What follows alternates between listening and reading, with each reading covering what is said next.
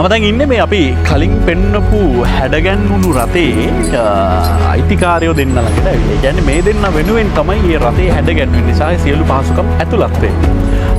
අපි පොඩ්ඩක් කතා කරලා බලමු. මෙයාගේ නම සංජු. ඔයාගේ නම මොකක්ද? සුජීව. සුජීව.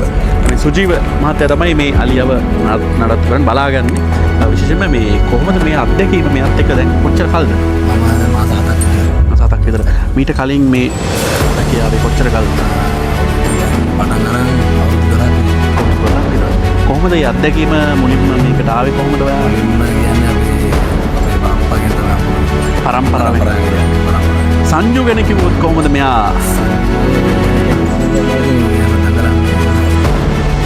ඉන්න කිව්වොත් ඉන්නවා. ඔව්. දැන් අපි එනකොට මෙයා මේ දෙන්නව නාව ගමන් හිටියේ. මේ නාවනකොට කොහොමද කලබල කරනවද කයිද? නාවනකොට කලබලයක් නෑ නාවන ආසයි මේ දැන් අලුත් රථයක් හම්බෙලා තියෙනවා මේගොල්ලන් ප්‍රවාහනය සඳහා. මම හිතන්නේ ඒක ඔයගොල්ලන්ට ලොකු අවස්ථාවක්. මොකද පහසුවෙන්ම ප්‍රවාහනය කරගන්න පුළුවන් පටබද්දුනත් හරි ලේසි නේද? ඒ කියන්නේ මොකද හිතන්නේ? මේ ලොරිය පරණ ලොරිය වලට වැඩිය පරණ ලොරිය වල අනිත් ගාලා බාන්න ඕනි. දැන් මේ අපේ අලුතෙන් ලොරිය මේකේ වතුර ටැංකි දෙකක් තියෙනවා 500 ටැංකි දෙකක්. පලින්ට යනකොට නම් බොන්න දෙන්න පුළුවන් රත් වෙනකොට අල්ලන්න පුළුවන්. ඉස්සර ඒවා ඉතින් එහෙම නෑ. බාන්න උන අන්දියක් හොයලා බාන්න ඕනි. මේක ඉතින් පාරේ වුණත් බා ගන්න පුළුවන් අපිට ඕන කෙනක. තොර බාන්න ඉස්සන පුළුවන් ඉන්න.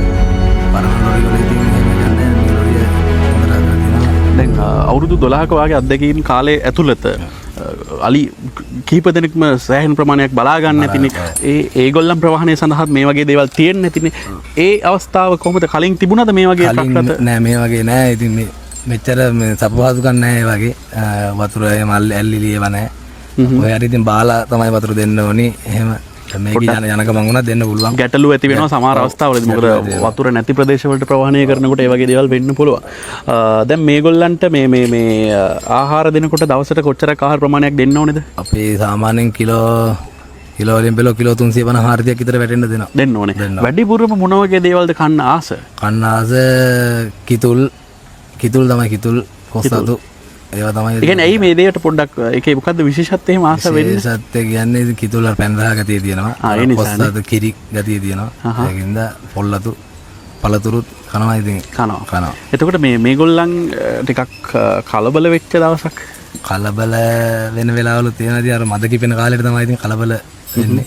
ඊට කලින් ඉතින් අපි කල් තියලා ගහට දාලා අයින් වෙනවා. කොහොමත් මේ දෙන්න ටිකක් සාමකාමීව ඉන්නේ නේ වැඩි කලබල නැතුව. මේ දෙන්න කලබල නැහැ. එකමුතුකම එකට ඉන්නේ.